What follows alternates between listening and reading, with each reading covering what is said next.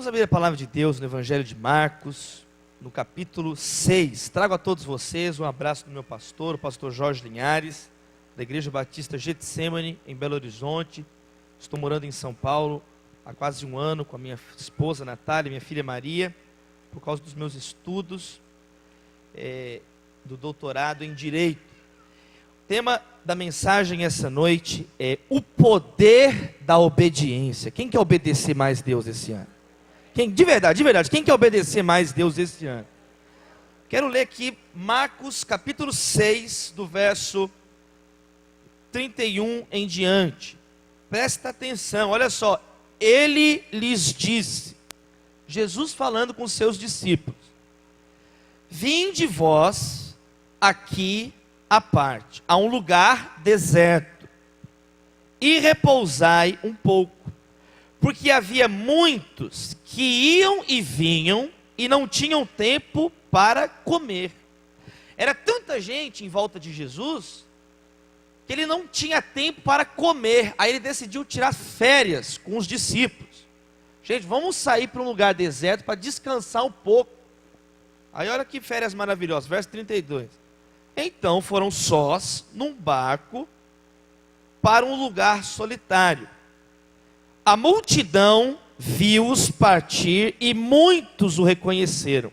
E correram para lá a pé, de todas as cidades, e chegaram antes deles. Aí agora verso 34. Férias frustradas de Jesus, gente, olha só. Jesus, descendo do barco, viu uma grande multidão. Jesus saiu com os discípulos de férias, fugindo do povo, que ele não tinha tempo para comer. Quando ele chegou no lugar solitário e deserto, tinha mais gente do que ele deixou. Aí, olha agora a reação de Jesus. Verso 34. Quando ele viu, teve compaixão deles. Esse é o nosso Deus, meu irmão. Porque eram como ovelhas que não têm pastor. Então passou a ensinar-lhes muitas coisas. Ao declinar a tarde, os seus discípulos se aproximaram dele e disseram: o lugar é deserto, o dia já está muito adiantado. Despede-os para que vão aos campos e aldeias circunvizinhas e comprem para si o que comer. Ele, porém, lhes respondeu: dai-lhes vós de comer. Jesus deu uma ordem. Disseram-lhe: iremos nós e compraremos 200 denários de pão para lhes dar de comer? Ele lhes disse: quantos pães tendes? Ide ver. Jesus deu outra ordem, e sabendo, eles responderam: 5 pães e 2 peixes. Ordenou-lhes, mais ordem, que fizessem assentar a todos em grupos sobre a relva verde. Assentaram-se repartidos de 100 em 100 e de 50 em 50. Tomando ele os 5 pães e os 2 peixes, levantou os olhos ao céu e os abençoou, e partindo os pães, deu-os aos discípulos para que os distribuíssem. Ele também repartiu os 2 peixes por todos. Todos comeram e se fartaram, e os discípulos levantaram 12 cestos cheios de pedaços de pão e de peixe. Os que comeram dos pães eram quase 5.000 homens. Imediatamente obrigou os seus discípulos a subir para o barco e passar adiante para o outro lado, a Betsaida, enquanto ele despedia a multidão. Tendo-os despedidos, subiu ao monte para orar. Olha, Jesus não tinha tempo para comer, nem para comer, mas ele sempre tinha tempo para orar. Dá uma glória a Deus aí, olha só.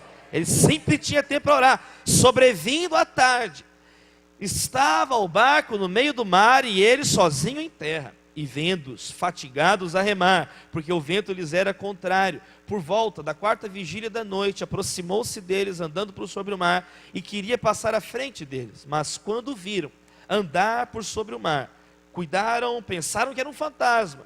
Deram grandes gritos, porque todos o viam. Estavam aterrorizados, mas ele logo lhes disse: tende bom ânimo, sou eu, não temais. Olha o que Jesus está te dizendo essa noite, no início deste ano de 2016. Tende bom ânimo, sou eu, não temais. Então subiu para o barco para estar com eles, e o vento se aquietou. Entre si ficaram atônitos, pois não tinham compreendido o milagre dos pães. Antes o coração deles estava endurecido. Que a palavra frutifique nas nossas vidas, em nome de Jesus. Amém? Poder da obediência. A obediência é a chave do conhecimento de Deus. Jesus falou assim: vocês querem descobrir se é verdade o que eu estou falando? Me obedeçam e vocês vão saber por vocês mesmos se é ou não é verdade o que eu estou dizendo. Quando você obedece, aceita o desafio de Jesus e obedece a palavra de Cristo, aí você descobre se ele é ou não é o Filho de Deus. Quantos creem que Jesus é o Filho de Deus? A obediência também é a prova que você ama Deus de verdade. Muitas pessoas falam que amam a Deus, mas olha o que Jesus disse: quem guarda os meus mandamentos, esse é o que me ama. Quem obedece. E esse texto que nós lemos, essas duas cenas, a multiplicação dos pães, dos peixes, e Jesus ali acalmando a tempestade, são milagres que aparecem nos 4 evangelhos. Mateus, Marcos, Lucas e João relatam esses episódios. E isso mostra a grande importância dessa cena, dessas duas cenas.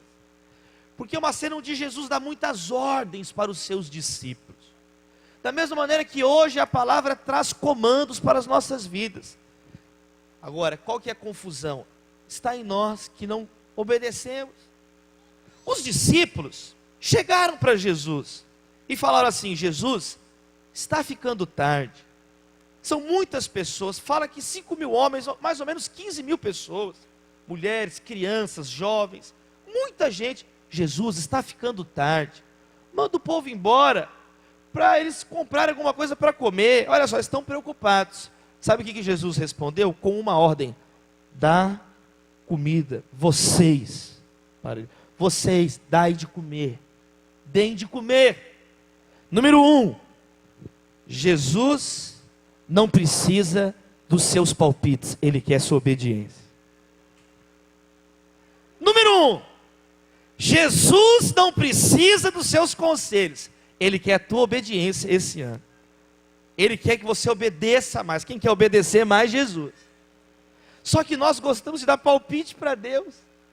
Ô Jesus, está ficando muito tarde. Imagina a cara de Jesus. Ah, eu não estava sabendo disso. Imagina eles falando para Jesus: Jesus, eu não sei se você percebeu, está ficando escuro, Jesus. Eles não têm o que comer. Aí Jesus respondeu com uma ordem: dá vocês de comer para eles. Quantas vezes nós fazemos isso com Deus? Ao invés de obedecer, ficamos dando conselho para Deus. Deus, me abençoa, mas me abençoa desse jeito, Deus. É o menininho orando no quarto dele à noite. A mãe passou e escutou o menininho orando. Deus, meu filho nunca orou na vida. O que é isso? A mãe parou no quarto e o menino: Deus, coloca o rio Amazonas da Bahia, Deus. A mãe, que oração é essa? Coloca, ó soberano Deus, o rio Amazonas na Bahia. E a mãe: filho, você ficou doido? Que oração é essa? Mãe, eu coloquei isso na prova, mãe. Tá vendo? Olha só. Você dando palpite para Deus, para resolver os seus problemas do seu jeito. Eu conversei esses dias em Brasília com Joaquim Barbosa. E eu sou formado em Direito, sou mestre em Teoria do Direito, sou estudante de Direito. Estava conversando assim, e aí, em determinado momento da conversa, eu pensei assim: eu vou dar um palpite. Aí eu pensei: eu não vou falar nada, vou calar a boca. E fiquei quieto. Pensei: o que tem a ver eu falar aqui? Depois ele me prende no mensalão lá também, está amarrado, meus irmãos. Eu vou ficar quieto aqui, o homem prendeu todo mundo, ele é o Batman da verdade. Ele existe, o Batman de verdade. Eu pensei: eu vou falar, eu vou ficar quieto. A minha professora, fui aluno da ministra Carmen Lúcia, do STF. Fui aluno na PUC Minas, da ministra Carmen Lúcia. Nunca vou esquecer o dia que ela falou assim comigo. Teve um dia que eu levantei a mão no meio da aula, ainda aluno de Direito, na graduação, e eu falei assim, eu dei um palpite na aula. Professora, eu penso que a professora ministra Carmen Lúcia falou: Davi, para aí a sua frase, para aí. Eu parei. Você não pensa nada, você é aluno.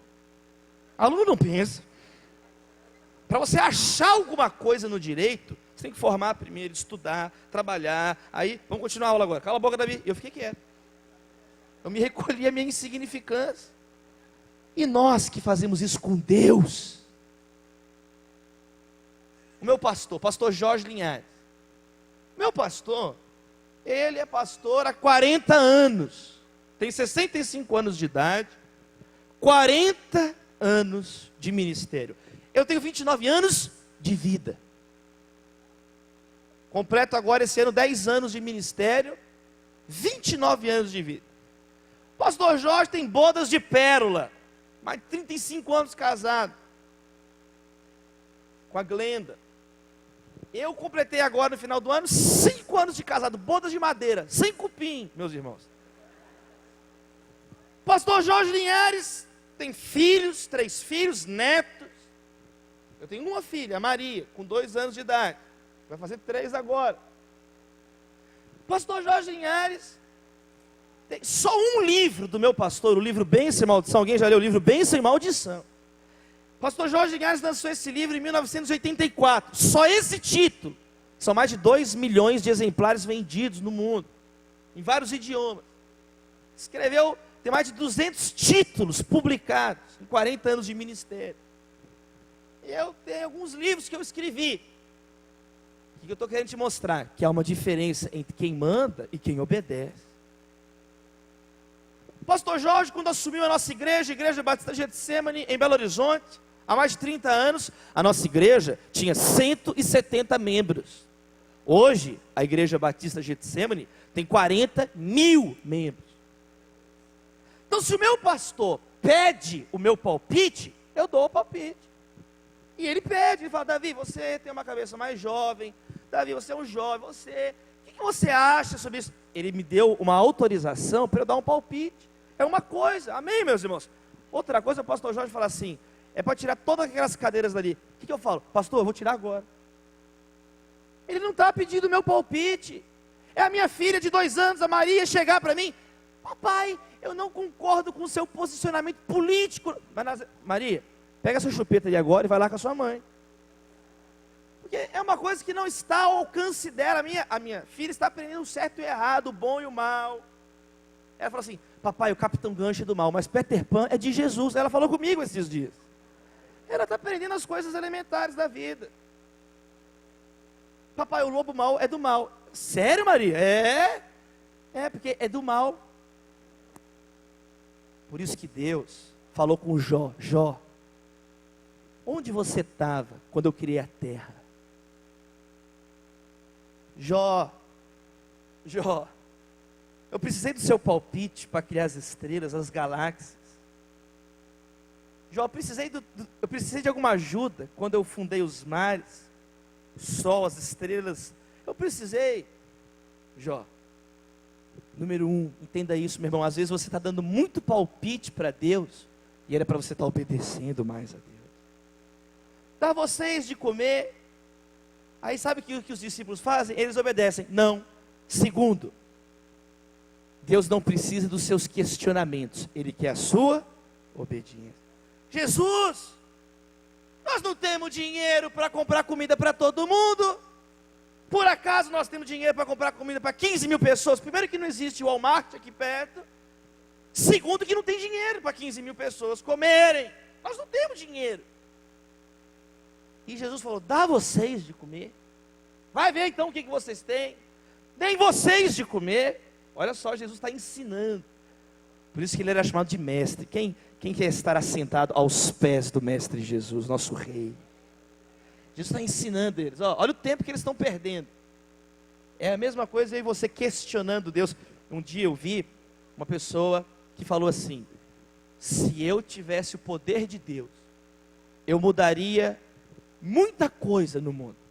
Se eu tivesse o poder de Deus onipotente, eu mudaria muita coisa no mundo. Aí essa mesma pessoa falou: mas se eu tivesse também a onisciência, a inteligência, a sabedoria de Deus, eu deixaria tudo do jeito que está. Porque às vezes na nossa visão limitada, tem que mudar as coisas. Mas eu quero te dizer que Deus está no trono. O cetro está nas suas mãos. O nosso Deus é soberano, eterno. O nosso Deus é ilimitado no seu conhecimento, Ele é onisciente.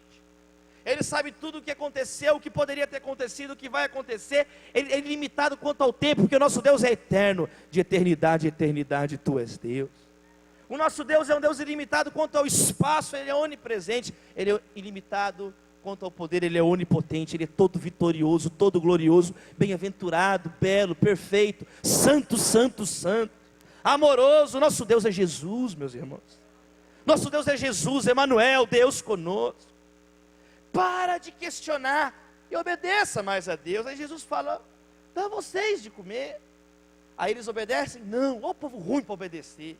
Ô povo ruim, como nós somos ruins em obedecer. Aí eles obedeceram? Não. Jesus, só tem 5 pães e 2 peixes, Jesus. Aí, não dá para fazer nada com isso. No máximo uma música com Marcos Salles, no máximo, Jesus. Não dá para fazer nada, Jesus. 3, Jesus não precisa das suas desculpas, Ele quer a sua obediência. Para de dar palpite, para de questionar Deus na sua visão limitada e pare de dar desculpas. Assuma mais as suas responsabilidades espirituais esse ano. Às vezes eu estou tentando ajudar um jovem lá na igreja. Às vezes eu estou tentando ajudar um jovem. Separei tempo da minha vida para ajudar aquele menino. Mas tem pessoas orgulhosas. Tem pessoas que não aceitam ajuda. Tem pessoa que você não pode falar nada, quer dar chilique. Tem pessoa hipersensível. Tem pessoa que você não pode falar. Você separou o tempo. Você está tentando ajudar a pessoa, mas ela tem o nariz em pé. Ela é uma pessoa orgulhosa. Ela acha que ela sabe tudo. Entra por aqui, sai por aqui. Eu já perdi muito tempo da minha vida lançando pérola aos porcos. Eu já perdi muito tempo da minha vida tentando ajudar um jovem que não quer. Tem gente que não quer ser ajudada. Eu não acreditava que existia gente assim. Hoje eu acredito, hoje eu entendo. A vida vai amadurecendo. A vida nos amadurece, nós vamos entendendo que tem gente que não quer ajuda. Sabe o que eu faço? Eu ajudo, eu procuro investir meu tempo agora em quem quer ajuda também. Porque tem muitas pessoas querendo ser ajudadas, Meu irmão, eu quero te falar uma coisa muito séria. É uma coisa muito séria, é duro, mas é a verdade. Com ou sem você, a vida continua. Meu irmão, com ou sem você, o planeta Terra continua girando. Nunca uma pessoa morreu e teve uma reunião, Assembleia Geral da ONU, gente, nós chegamos a uma conclusão: o planeta Terra agora acabou. O planeta Terra acabou, e agora nós vamos pegar um foguete, vamos abandonar. Acabou o mundo depois que essa pessoa morreu. Não existe isso. Não existe isso. Com ou sem você, se eu morrer agora aqui, dá amarrado, Deus, não me leve. Se eu morrer, sabe o que vai acontecer? Vamos tirar meu corpo daqui. O culto vai acabar, vai continuar normalmente. Para começar, o culto vai acabar normalmente. Os pessoal vão ficar triste ou não. Alguém pode chorar, alguém pode comemorar. A minha esposa vai ficar triste, eu acho, Tiago. Mas minha esposa, meu irmão, a minha irmã é gata, meu irmão, é bonita.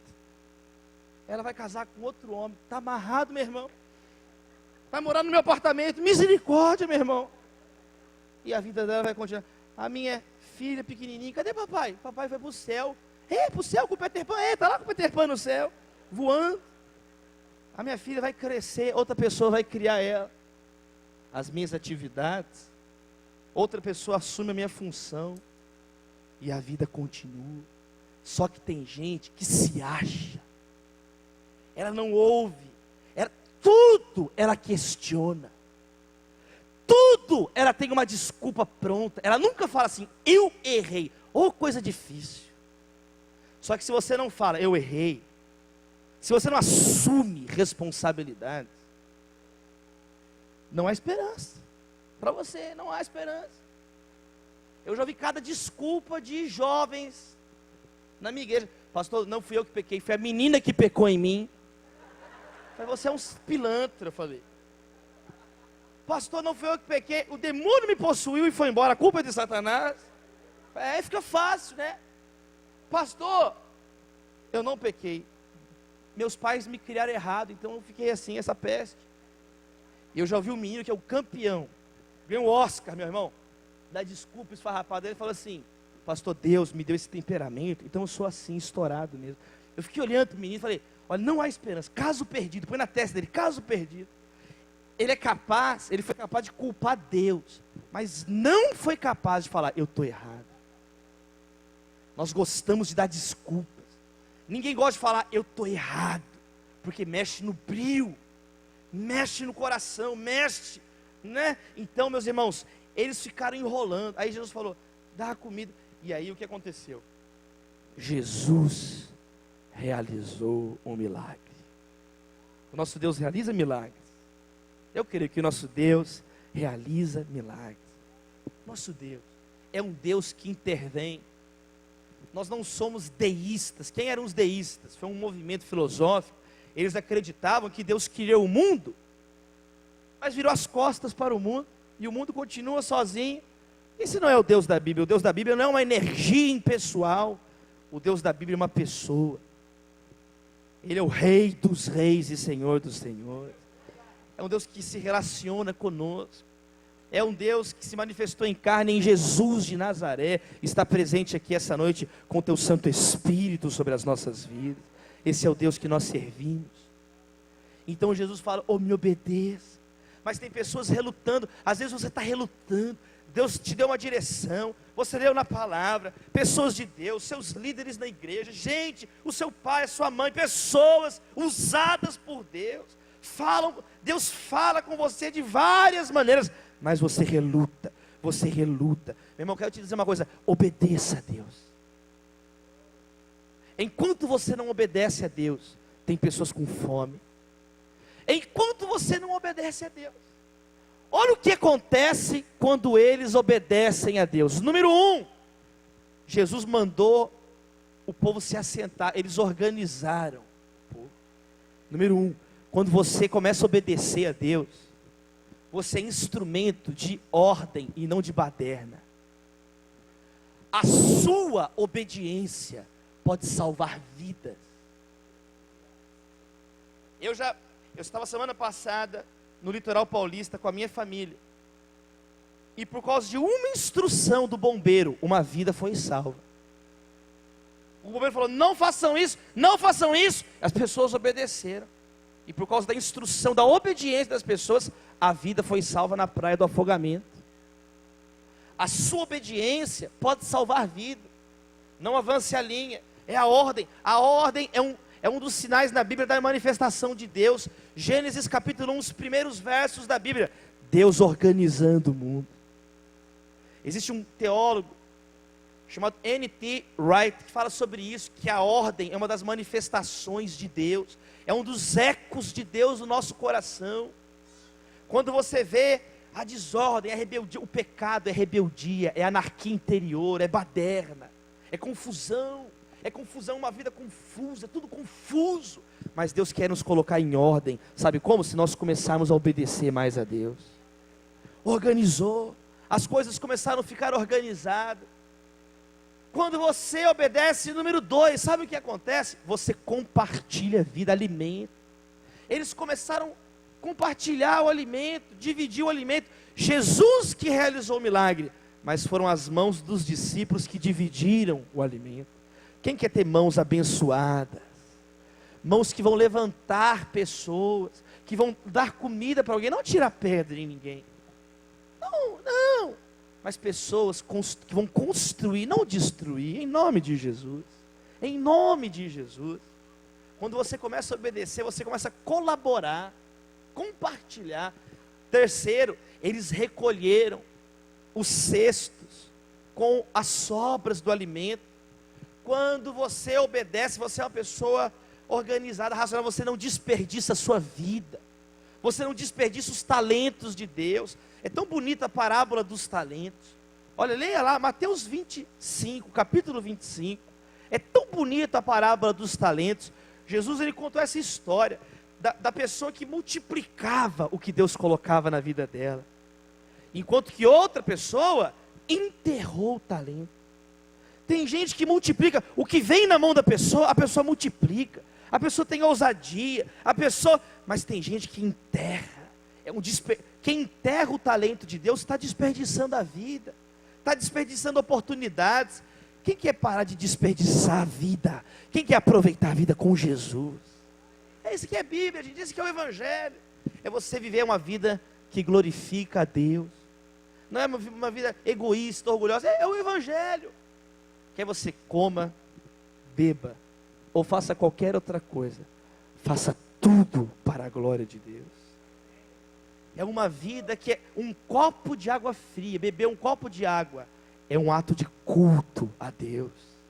Isso é uma pessoa que entendeu o Evangelho, que a vida dela não é um desperdício. Agora, a pessoa que está enterrando o talento, desperdiçando oportunidades. Eu falei, na semana passada eu fiquei quarta e quinta-feira e sexta em Bertioga. E eu preguei quinta-feira à noite. Durante o dia na praia, eu convidei todo mundo que eu não conhecia ninguém. Eu via, o cara vendia o picolé, eu pegava o picolé lá, eu comprava o picolé e falava: olha, você mora aqui perto? Mora. Poxa, vai ter um culto na igreja ali, na Rio Santos, tal, a igreja tal. Vai lá, vai ser legal. Eu sou pastor, eu vou falar lá hoje à noite sobre tal tema, tal. É mesmo, é. Aí o outro, pessoa lá no hotel, aqui, você vai fazer alguma coisa hoje? Não está chovendo, aqui em São Paulo está chovendo, só está chovendo, não tem praia à noite, não tem nada para fazer, eu vou ver novela. Não faz isso não, só vai lá no, bem mineiro, né, né, vai lá na igreja. Mineiro, a mulher, você quer o troco de moeda? Não, vem tudo em queijo, eu sou de Minas. Aí, meus irmãos, vai lá, no final do dia, num dia de descanso, 5 pessoas que eu convidei foram no culto. Chegou lá, é uma coisa simples, gente, mas nós nos acostumamos a desperdiçar as oportunidades. Não convidei hoje, não convidei amanhã, não convidou nunca a pessoa. Sabe, custa? Não custa. Liga, se Deus mudar a tua mentalidade, não precisa mais implorar para você vir ao culto, é você que vem e traz alguém com você. Convida, traz. Está vendo a pessoa que, o discípulo, quando você começa a obedecer, não tem, as sobras são reaproveitadas, está vendo? Eles juntaram no cesto. Mas é agora que chega a parte mais bonita, gente. Porque agora os discípulos estão maravilhados. Agora os discípulos estão impressionados. E Jesus dá mais uma ordem: agora entrem no barco e sigam na minha frente. Sigam na minha frente. E eles obedeceram. E o que acontece quando a gente obedece a Deus? Dá tudo certo, é isso? Não. Porque está escrito na Bíblia que eles entraram no barco e sabe o que aconteceu? Uma grande tempestade. Agora eles obedeceram de primeira. Sabe o que aconteceu? Jesus, a obediência levou eles para a bonança. A obediência levou eles para a tempestade. E é aí que muitas pessoas saem dos caminhos de Deus, porque às vezes não entenderam o caminho de Deus ainda. Deus não está nos chamando para uma vida fácil. Seguir a Cristo não significa não ter problemas. Seguir a Jesus não significa vida mansa. Nenhum lugar da Bíblia está escrito isso, que você vai seguir Jesus e vai dar tudo certo, e se não está dando certo, é porque não chegou no fim ainda. Não existe isso na Bíblia. Aí você vai perguntar: ué, mas então para que serve obedecer a Deus? Obedecer a Deus não é para você ter uma vida mansa. Olha o que está escrito na Bíblia no verso 52. Eles ainda não tinham compreendido o milagre dos pães, porque o coração deles estava endurecido.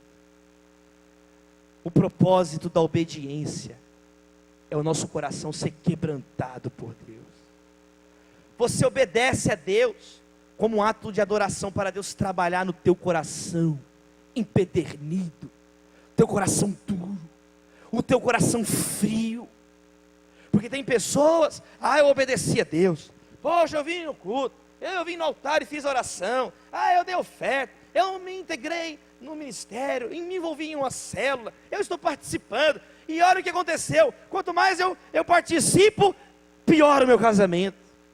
Quanto mais eu participo, meu filho agora saiu da igreja, eu estou envolvendo, estou com crise na empresa. Aí o que a pessoa faz? Eu vou sair da igreja. Eu não quero saber de Deus mais.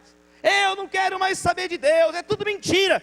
Porque essa pessoa pensa que a obediência, o propósito é ela ficar no bem bom. Meu irmão, isso não é evangelho. O evangelho é, você obedece a Deus para ter um coração parecido com o coração de Deus. Para ter um coração quebrantado por Deus. Imagina comigo, se José no Egito tivesse pensado assim. Porque quanto mais José obedeceu a Deus, pior a vida dele ficou. Ele era um filho obediente, os irmãos dele venderam ele como escravo. Aí ele vai para o Egito, trabalhar na casa de Potifar. Ele era um funcionário exemplar. A mulher de Potifar deu de cima de José. E José escapou. E ela ainda acusou ele mentirosamente de ter procurado agredi-la sexualmente, violentá-la sexualmente, assediado ela. Ele perdeu a casa dele, os irmãos traíram ele perdeu tudo que ele tinha. Aí agora ele perde o nome, ele perde a reputação. Quanto mais ele é fiel a Deus, ele perdeu o nome, perdeu o amigo dele que era o Potifar, que era o patrão dele. Ele foi perdendo a moral, ele perdeu a credibilidade, ele perdeu o emprego, agora está na cadeia. Ele perdeu a liberdade, ele foi perdendo tudo, ele perdeu tudo. Mas o tempo inteiro, lá em Gênesis, está escrito, a mesma frase se repete: mas o Senhor estava com José. Meu irmão, você pode perder tudo na terra, mas se você tiver Jesus, você tem tudo. Eu prefiro ser nada aos pés de Cristo do que tudo em qualquer outro lugar. Porque quem salva é Jesus. O que nós precisamos é ter um coração igual ao de Jesus, parecido com o de Jesus, quebrantado através da obediência. E você aprende a ser uma pessoa melhor, uma pessoa mais humilde. Quanto mais você obedecer a Deus, mais o teu coração vai se tornando humilde, quebrantado. José poderia falar assim: que adianta servir a Deus? Olha aí, antes eu tivesse pegado a mulher de Potifar, eu devia ter agarrado aquela mulher, sumido com Potifar e assumido. Aí, fui fiel a Deus, tive ética, tive caráter, e o que eu estou colhendo? Cadeia. Mas José fala isso? Não, José não fala nada disso, porque ele sabia que era melhor ter Deus com ele, e aparentemente mais nada, do que ter tudo que o mundo oferece, mas não ter Jesus no coração.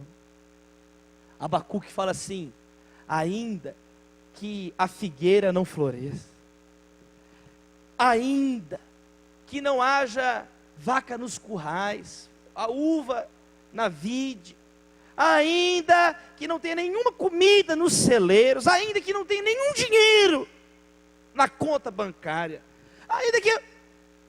ainda assim a minha alma vai exaltar o nome do meu Deus. É uma pessoa com celeiros vazios, mas o coração cheio. É uma pessoa com celeiros vazios, mas um coração pleno da presença de Deus. Pleno. Quantas pessoas que eu converso, que aparentemente aos olhos humanos têm tudo, mas vivem vidas completamente infelizes. Nós precisamos é de Jesus. O que você mais precisa não é de um carro novo, o que você mais precisa é de um coração quebrantado na presença de Deus. Moço, o que você mais precisa não é um namorado, você precisa de um coração contrito na presença de Jesus. Se você entender isso esse ano, até quando? Até quando estaremos no leite espiritual? A Bíblia mostra de uma maneira muito clara a diferença do cristão na época do leite, quando ele é um bebê na fé, do alimento sólido. Quem quer partir para o alimento sólido? Existem, meus irmãos, ensinamentos mais densos, mais profundos da palavra. Existe uma vida de oração mais profunda, existe uma vida com o Espírito Santo mais profunda, existe disciplina espiritual mais profunda. Nós temos que crescer na graça e no conhecimento. A nossa vida é um chamado para o crescimento, para o amadurecimento. E para amadurecer, nós precisamos obedecer a Deus. E a obediência muitas vezes pode nos levar para a tormenta, para a tempestade, mas é na tempestade que nós vamos sendo forjados. O clássico provérbio inglês diz: mar liso não faz comandantes habilidosos, marinheiros habilidosos, capitães habilidosos. Quem quer ser mais habilidoso, mais experiente, mais maduro na vida com Deus? Mas é uma geração, são pessoas muitas vezes. Quem já ouviu aquela expressão, menino criado em apartamento? Quem já ouviu essa expressão? Quem já ouviu a expressão, menino criado com vó? Quem já ouviu essa expressão? A minha filha Maria, eu educo ela do jeito que eu fui educado pelos meus pais. Os meus pais, a minha mãe tinha horário de comer, horário de levantar, arrumar a cama. Se eu estava comendo, caiu um feijão, tinha que comer o feijão e colocar de volta no prato. Tinha o horário de fazer a tarefa de casa. Por quê? Mãe estava me educando, princípios, valores, caráter. A criança tem que obedecer. Mas agora, a minha filhinha Maria vai na casa da minha mãe. Agora minha mãe é vovó. A Maria chega na casa da minha mãe, tem uma placa assim: na casa da vovó pode tudo. Eu já achei estranho aquilo. Aí está comendo no almoço, a minha filha pega e joga feijão na cara da minha mãe. Aí joga mais, joga o prato inteiro. A minha filha quebra a televisão, ela quebra outra também, ela traz uma nova, quebra essa aqui, pega, destrói, pisa, sapateia nela. Aí eu falei: mãe, mas por que você... Aí a minha mãe falou assim: Davi, filho, a minha responsabilidade com você era de mãe. Agora que eu sou vovó, a Maria eu vou curtir. Aí ela falou assim: sabe o que é um neto? Eu falei: não, um neto é filho com açúcar. E ela paparica a Maria. E aí a gente tenta educar a Maria, e a hora com a Maria, e salada para Maria, e água para Maria, e bala, doce, torresmo, tudo que a Maria quer comer, ela come. Aí é por isso que tem a expressão, o menino criado por vó, essa expressão assim, que é o menino que significa que não tem. Só que qual que é o problema? O problema é quando a pessoa é só paparicada pela vovó e pelo vovô, e não tem um pai e uma mãe para trazer responsabilidade. Aí fica uma pessoa abobada, hipersensível, vulnerável, porque a vida lá fora vai falar não. A vida, meu irmão, a vida... Aí tem a expressão menino criado em apartamento. É o menino que brinca só de videogame, não pega na terra, não tem anticorpos. Não tem anticorpos. Eu moro num apartamento no centro de São Paulo. Do lado da nossa casa tem um parque, chama Parque Buenos Aires. Eu pego a Maria e levo, porque lá tem terra. Eu esfrego ela na terra, meus irmãos. É uma bênção. A minha esposa vira, eu esfrego ela, olha, não está muito limpo, eu sujo ela, rolo ela. Isso, Maria. Para ter anticorpos, qualquer pessoa sabe disso. Por exemplo, uma menina que não pega catapora quando é criança, se ela pega catapora grávida, é um grande risco. Está vendo?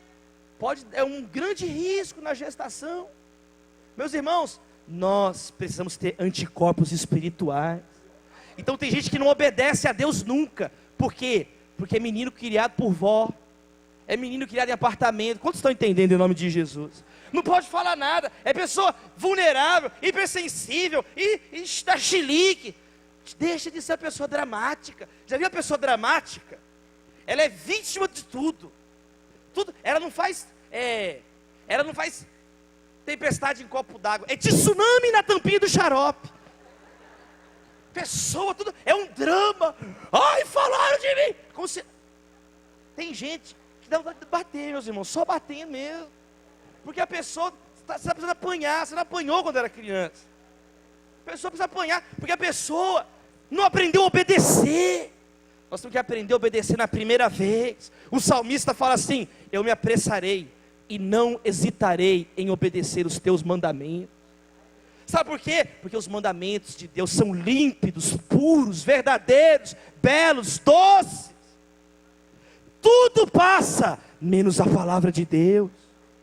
Tudo passa. Eu lembro quando eu era menino, as modas de menino, tudo passava tão rápido. Tinha a época do pirocóptero, passou. Tinha a época do ioiô da Coca-Cola na escola, aí passou, era moda. Os meninos ficavam fazendo negócio com o ioiô, se enforcavam com o ioiô. Aí passou, aí tinha a época do tazo, era um negócio que vinha dentro da Alma Chips, do salgadinho. Os meninos com fandangos até na alma. Ninguém estudava, todo mundo comendo salgadinho. Aí passou, a vida é assim, moda, tá vendo moda? Aí tinha a outra época do Tamagotchi, bichinho virtual. Os meninos da minha sala, eles não tomavam banho, não comiam, mas o bichinho virtual tomava banho, comia, dormia no horário. Moda, aí vai passando, vai passando, vai passando. Passa, tá vendo? Ó, tudo modinha. A roupa da moda. Você já viu a sua roupa há 10 anos atrás na foto? Você fala assim, meu Deus, eu estou usando a roupa da recepcionista do inferno aqui nessa foto. Que cabelo é esse? Que tragédia. Por quê? Porque mudou a moda da roupa. O carro, o Opala. Era o carrão, Opala. Opala. Tudo passa, tudo muda. Sabe uma coisa que mudou, que era inimaginável? Consumo de refrigerante. Nos Estados Unidos, as pessoas estão falando que o refrigerante é o novo cigarro. Tem campanha do governo contra o refrigerante. Quem aqui não bebe refrigerante? Levanta a mão, levanta a mão. Olha, isso seria uma coisa impossível alguns anos atrás. Quem bebe pouco refrigerante, pouco. Aí, ó, isso é uma coisa que não existia. Quem igual eu, bebe muito, enche a cara de aí, tá vendo aí, ó? É a minoria, nós somos a minoria, meus irmãos. O refrigerante tem leis, tem impostos altos, tem proibições nas escolas. Eu estou falando de um item básico da saudável dieta americana, batata frita, hambúrguer e refrigerante saudável. Só que diabetes infantil, obesidade infantil, o governo é saúde pública, toda uma geração de pessoas com muitas doenças. Aí o refrigerante é combatido. O refrigerante antes era idolatrado, agora é demonizado. Por quê? Porque a moda, os hábitos passam, mas a palavra permanece. Eu sou filho, neto e bisneto de pastor e virei pastor. Eu achei esses dias uma carta de 1940. O meu bisavô fundou uma igreja batista no Recife. Foi um dos plantadores de uma igreja batista no Recife, um dos meus bisavós. E ele falando na carta de dezembro de 1940, Hitler estava destruindo o mundo nessa época. E ele preocupado que a igreja estava com um problema lá na igreja.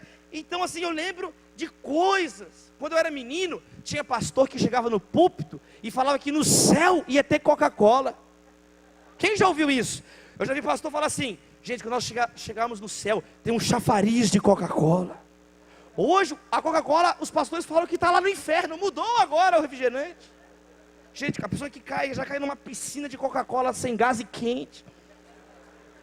Porque os hábitos mudam. Ô Tiago, eu fico pensando, os meninos vão chegar para encontrar à noite. Cara, trouxe uns negócios aí. O que você trouxe? Uns refrigerantes, velho. Trouxe uns refrigerantes pra gente beber. Umas Sprite, umas Fanta-uva, uns negócios muito loucos. Mas a palavra de Deus permanece para sempre. Aplauda o nome de Jesus mais alto. Enquanto você aplaude, diga glória a Deus, diga aleluia, diga aleluia, diga aleluia. É ano de obediência, porque esse livro aqui não muda. Se você pegar o livro de história de 10 anos atrás, ele mudou. Coisas impossíveis aconteceram. O Atlético Mineiro foi campeão da Libertadores. Se você pegar um jornal um livro de economia de 5 anos atrás, está completamente desatualizado o câmbio monetário, totalmente. O real está valendo nada hoje. Pode mudar o nome do dinheiro, chama mentira o dinheiro agora. Quanto custa? 5 mentiras, 70 centavos, senhor. Porque mudou. Se você pegar a Constituição do ano passado, está emendada, remendada. Se você pegar o jornal de hoje, ele está desatualizado. Mas você pega esse livro, que foi escrito há mais de 2000 anos atrás. Ele continua atual, incisivo, transformador, relevante. Porque a palavra de Deus é a verdade. A Bíblia não é tendência, a Bíblia é a verdade. A Bíblia não é uma moda que passa, ela não é uma teoria científica que muda, ela é a verdade. Eu preguei em dezembro, na formatura da instituição de ensino mais importante do Brasil, Faculdade de Direito da USP, no Largo do São Francisco. Eu estou falando da única faculdade brasileira, fundada em 1820, 1817, 1800. 13 presidentes brasileiros se formaram lá. 13 presidentes brasileiros. Quase 60 governadores do estado de São Paulo, quase todos os ministros da justiça da história do Brasil. Monteiro Lobato formou lá, Rui Barbosa formou lá, Joaquim Nabuco formou lá, Luciano Huck quase formou lá, saiu antes de formar. Eu estou falando 300 alunos, 1.200 pessoas, os professores, todas as pessoas que eu estudei, os livros, os autores, que eu ficava lendo os livros lá em Belo Horizonte, sentado me olhando agora. E estava lá o arcebispo católico, rabino da sinagoga de São Paulo, líder da Federação Espírita do estado de São Paulo, a mãe de santo de São Paulo, e eu, representando a igreja, protestantismo, fui o último a falar, tinha 15 minutos para falar, eu fiz o discurso, vou colocar esse vídeo, eles vão me mandar, vou colocar lá no meu site para você ver o discurso, todo mundo me olhando, as pessoas me olhando, quando chegou a minha vez, eu ia falar agora o pastor Davi, todo mundo ficou quieto me olhando, eu olhei, todo mundo me olhando, os mosquitos sentados me olhando, eu olhei assim os quadros, Marechal Deodoro da Fonseca me olhando, todo mundo me olhando, eu olhei para eles tudo, e sabe o que eu falei? Eu li o Salmo 23, falei a vocês, formandos, o Brasil precisa de vocês, olha o que a Bíblia diz, a Bíblia, a palavra de Deus,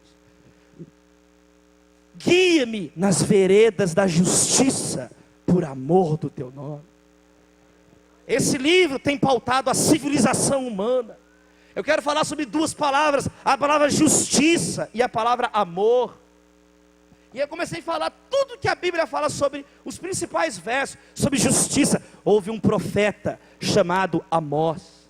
E eu li o que Amós falou sobre a justiça nos tribunais. Comecei a falar sobre que haja em vocês fome e sede de justiça. Jesus Cristo disse, bem-aventurados os que têm fome e sede de justiça. E todo mundo me olhando. Que haja em vocês essa fome e sede de justiça que existiu no pastor batista Martin Luther King, que conquistou os direitos civis nos Estados Unidos, todo mundo olhando, e comecei a falar, que haja em vocês, essa fome por justiça, por ensinar as pessoas o que é certo, que houve em William Wilberforce, que acabou com a escravidão no parlamento inglês, um homem temente a Deus, ao Deus da Bíblia, que influenciou inclusive o Joaquim Nabuco fez assim no quadro, você tem que ler o livro, Minha Formação, de Joaquim Nabuco. Joaquim Nabuco era um homem temente a Deus, acabou com a escravidão no Brasil, libertou mais de 700 mil escravos no Brasil, atuou de modo incisivo aqui no Rio de Janeiro, era um homem que temia Jesus, ele fala que a vida dele é antes e depois de Cristo.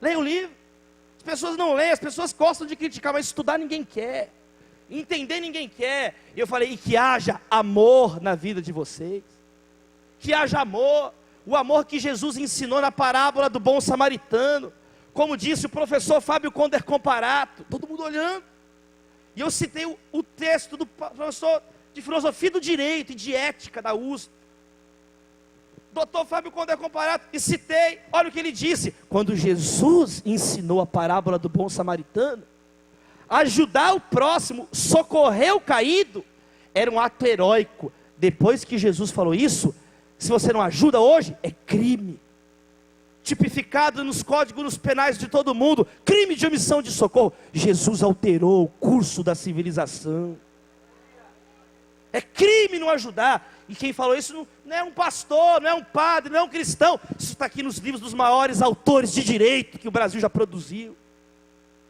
e todo mundo me olhando, que haja em vocês amor, o amor que existiu no pastor John Harvard, que fundou a maior universidade dos Estados Unidos, a mais distinta universidade americana, e eu li o que está gravado na pedra, na entrada de Harvard. Quem foi Harvard? foi um pastor. O menino falou assim: sabia que Harvard era pastor? Harvard era um pastor. E na entrada da Universidade de Harvard está escrito: essa universidade existe para a glória de Deus, para formar outros pastores para a glória de Deus. E todo mundo, eu falei, aí eu encerrei assim, ó, gente, vocês, o Brasil está olhando para vocês. É claro que precisamos de advogados, de desembargadores, de juízes, de ministros, de juristas. É claro que precisamos de estudantes. Onde se queimam livros, cedo ou tarde se queimam homens, disse o poeta Heine. Nós precisamos, mas mais do que tudo, nós precisamos de pessoas com a justiça e o amor de Deus. Com a justiça e o amor de Deus. E aí eu falei, fiz o discurso. Quando eu terminei o discurso, o final, a última frase eu decorei, que eu escrevi. É assim: falo agora como um brasileiro, criado em São Paulo, no Brasil, às margens do Ipiranga. As margens do Ipiranga não estão surdas. Podem ser hoje margens cansadas e sofridas, mas as margens do Ipiranga não estão surdas. Elas ouvem hoje novamente o brado retumbante de um povo heróico, formandos da turma 184 da Faculdade de Direito da USP, no Largo do São Francisco. O Brasil precisa de vocês. E diga o verde louro dessa flâmula: paz no futuro, glória no passado, justiça e amor sempre. Deus nos abençoe. Muito obrigado. Eles fizeram isso. As pessoas começaram a aplaudir. As pessoas começaram a aplaudir. Todo mundo aplaudindo. Os quadros aplaudindo. Rabino aplaudindo. A mãe de santo aplaudindo. Todo mundo aplaudindo. Quando eu desci do palanque, todo mundo: onde que você viu isso? Na Bíblia. Na Bíblia. O Brasil se esqueceu da Bíblia. Está na hora de ler a Bíblia. Está na hora de ler esse livro. Está na hora de colocar esse livro dentro do nosso coração. Está na hora, mais do que ler, está na hora de obedecer esse livro. É só você estudar a história do mundo, da civilização. As pessoas que zombam da Bíblia não estão falando sério. Se querem falar sobre o avanço da civilização, se você é uma pessoa com o mínimo de bom senso, se você tem um mínimo de cultura e honestidade, você vai ouvir esse livro. A minha dissertação de mestrado é a influência da reforma protestante na fundação da democracia americana. Para que eu estou falando isso? Para que eu estou fazendo aqui essa apologia da palavra de Deus, essa defesa da palavra de Deus? Porque tem pessoas que olham para esse livro e falam: isso aí não serve para nada, isso aí é balela, isso aí é papo furado, isso aí é papo furado. Meu irmão, nós precisamos nos curvar diante da sabedoria de Deus. É nos curvar diante. Uma pessoa que fala isso é uma pessoa que nunca leu Eclesiastes. Uma pessoa que zomba da Bíblia, ela nunca leu os Salmos, ela nunca leu o Evangelho. Uma vez uma menina de 8 anos de idade, nos Estados Unidos da América, quem conta essa história é o pastor Moody, o maior evangelista americano do século XIX. E essa menina um dia, ela estava na casa dela e escutou a mãe dela falar assim: o nosso vizinho não gosta de Jesus, não acredita em Deus. E a menina falou assim, a menina ficou indignada: mamãe, por que é que ele não gosta de Jesus? Eu falei: não sei porque ele não gosta de Jesus, deixa para lá. Não gosta, tem gente que não gosta, filha. A menina ficou indignada. Ela foi lá, tocou a campainha do vizinho, bateu a porta, ele abriu a porta: oh, por que você não gosta de Jesus? Aí, sai daqui, menina. Não, por que você não gosta de Jesus? Por que você não gosta? Ele ficou perguntando, ele fechou a porta. E ela ficou lá: por que você não gosta de Jesus? Por que você não gosta de Jesus? E foi embora.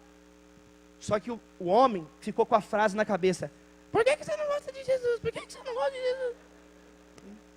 Aí ele foi trabalhar: por que você não gosta de Jesus? Por que você não gosta de Jesus? E ele foi ficando desesperado. Ele não conseguia dormir. Ele deitou, estava deitado na cama. Por que você não gosta de Jesus? Por que você não gosta? Ele acordou desesperado: mulher, onde tem uma Bíblia nessa casa? Ah, não sei, deve ter no porão, em algum lugar, escorando alguma coisa quebrada. Ele desceu. Ele encontrou uma Bíblia que ele tinha na casa dele. Ele abriu a Bíblia no Evangelho de João. E ele falou assim: eu vou descobrir agora por que eu não gosto de Jesus. Eu nem sei por que eu não gosto de Jesus. Ele não sabe nem quem é Jesus, nunca leu a história de Jesus. Ele abriu assim, João, começou a ler o Evangelho de João. Leu o capítulo 1. No princípio era o Verbo. E o Verbo era Deus, ele estava com Deus no princípio. Ele falou, puxa, e ele foi lendo. Quando ele chegou no capítulo 3, ele leu assim: porque Deus amou o mundo de tal maneira, que deu seu Filho unigênito, para que todo aquele que nele crê não pereça, mas tenha vida eterna. O homem já estava em prantos, ele entregou a vida dele nas mãos de Jesus. Ele se tornou membro da igreja do pastor Moody, em Chicago, nos Estados Unidos. Tem pessoas que viram as costas para a palavra de Deus, mas nunca. Por quê? Porque é mais fácil virar as costas mesmo. Difícil é ler a Bíblia. Fácil é ignorar o ensinamento de Jesus e seguir a sua vida, com seus achismos, eu acho, e vive a sua vida. Difícil é você encarar a pessoa que dividiu a história em antes e depois, porque você vai ser desafiado a mudar de vida. Se você ler a Bíblia, é perigoso.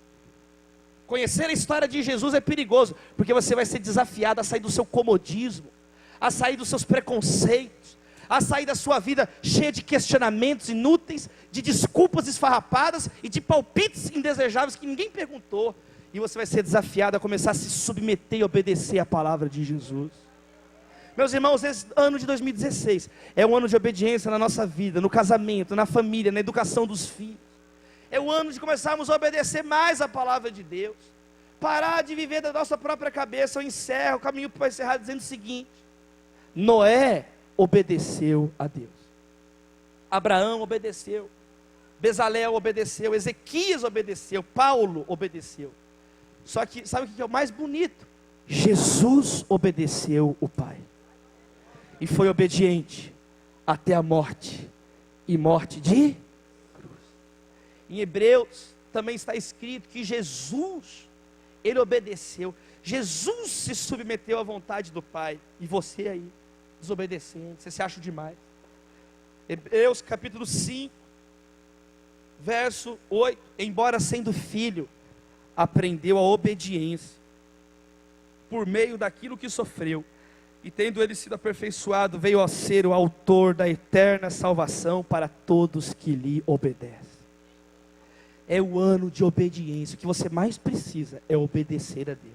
Para quê? Para se dar bem? Não, para ter um coração quebrantado. Porque uma pessoa com um coração quebrantado é uma pessoa que Deus pode usar grandiosamente. Porque é uma pessoa que já saiu da vaidade. É uma pessoa que entende que a glória de Deus é o objetivo supremo e último da nossa vida. A glória de Deus. Você não foi feito para ser adorado, você foi feito para adorar a Deus.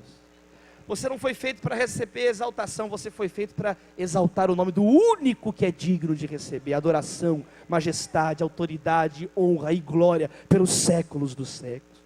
Eu vou encerrar, quero chamar o ministério de louvor para cantarmos uma música encerrando. E eu vou encerrar dizendo isso para a gente orar. Preste atenção. Eu gosto muito de ler. Esse aqui é um exercício muito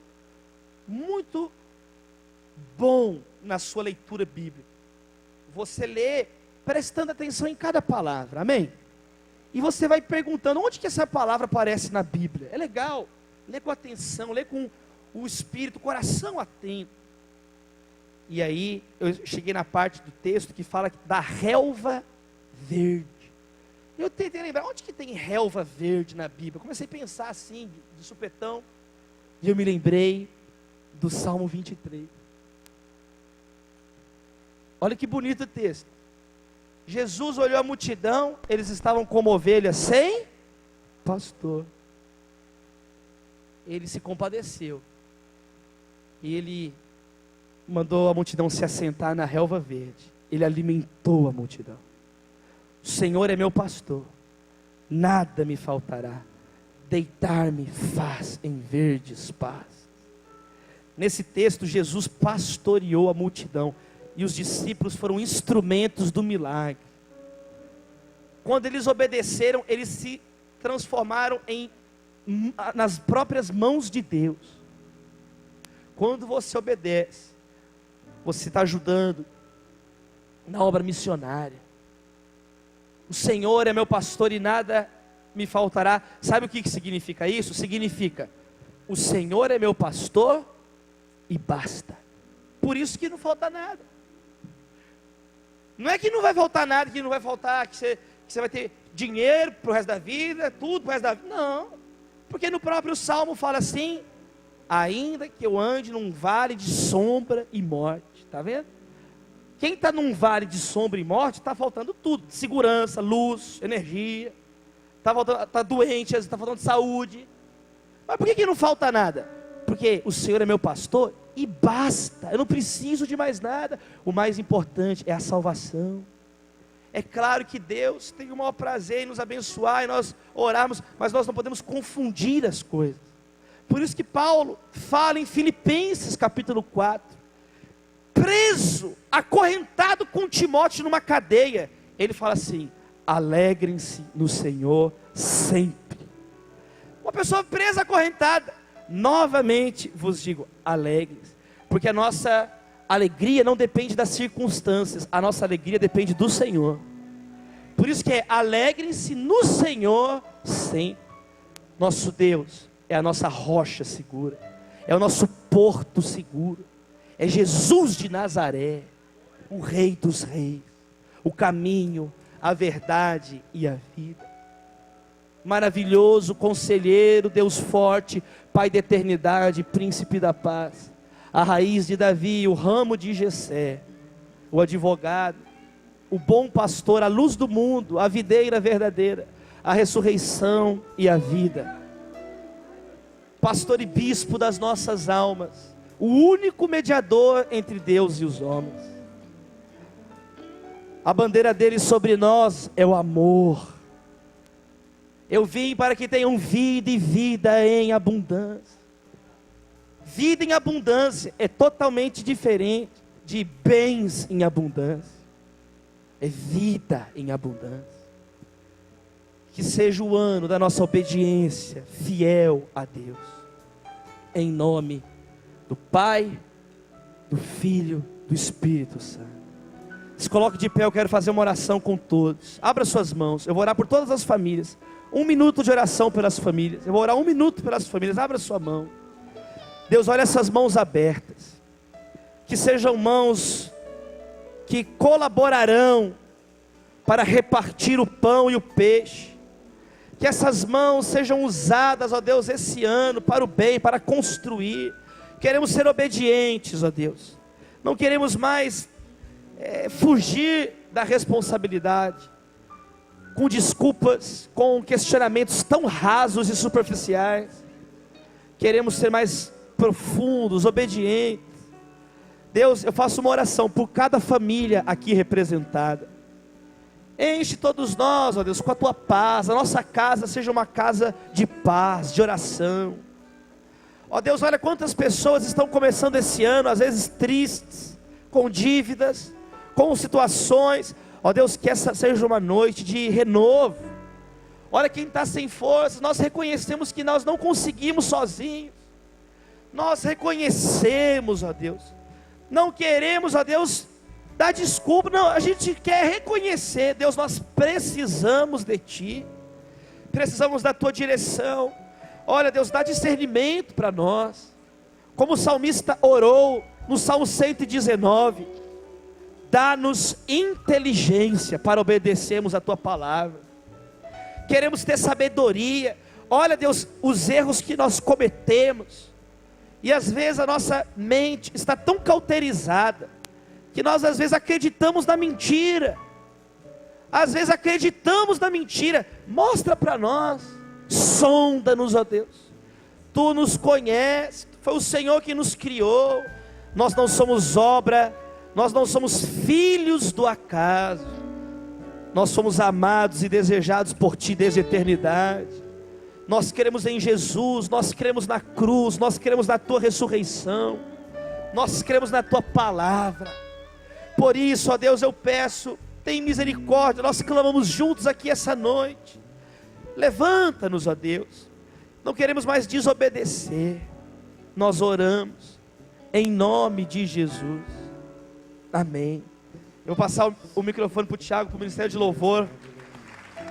Olha, Deus me incomodou para falar só mais uma coisa. Só mais uma coisa. Eu estava em Campinas, semana passada, na igreja do Nazareno Central. A minha filha correu para ficar pulando na escada assim do púlpito. Aí eu falei, Maria, desce, fica aqui, você vai machucar. Ela correu de novo e ficou dançando. Falei, Maria, desce, você vai machucar. A terceira vez ela subiu, falei, Maria, desce. Aí a quarta vez, ela subiu, falei, vai. Eu não falei, pensei, vai, agora eu vou deixar. Ela chegou, ela arrebentou a cabeça no chão. Começou a chorar. Eu peguei, bem feito, bem feito. E eu pensei isso aqui, fiquei olhando para cá, Tiago. Às vezes a gente é igual um menino de 2 anos de idade. Sabe, quem entende as coisas é o pai. Filho tem que obedecer. Quem é que é filho de Deus de verdade? Quem entende as coisas é o pai. Falei, Maria, tá vendo? Eu falei 3 vezes, você insiste. Só que a gente faz a mesma coisa. A gente é igual criança de 2 anos de idade. Deus fala, não vai por esse caminho não. Não, mas eu quero ir por lá. Não, mãe, não, mas eu quero ir por lá. Aí Deus fala, não, eu estou explicando que não é assim. Aí vai, aí às vezes sabe o que Deus faz? Deus deixa. Porque sabe por quê? Porque te ama, para você aprender a lição. Mas tem gente que não aprende. Deus me incomodou para falar isso. Abra suas mãos e repita comigo assim. Quem quer obedecer Jesus de verdade? Quem quer? Fala assim comigo, Jesus, eu não quero mais ser um bebê espiritual.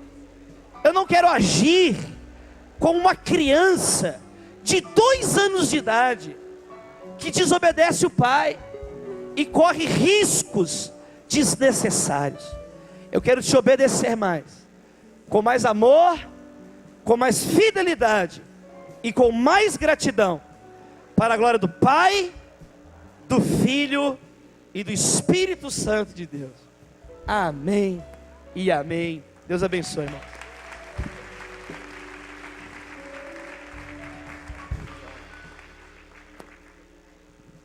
Amém?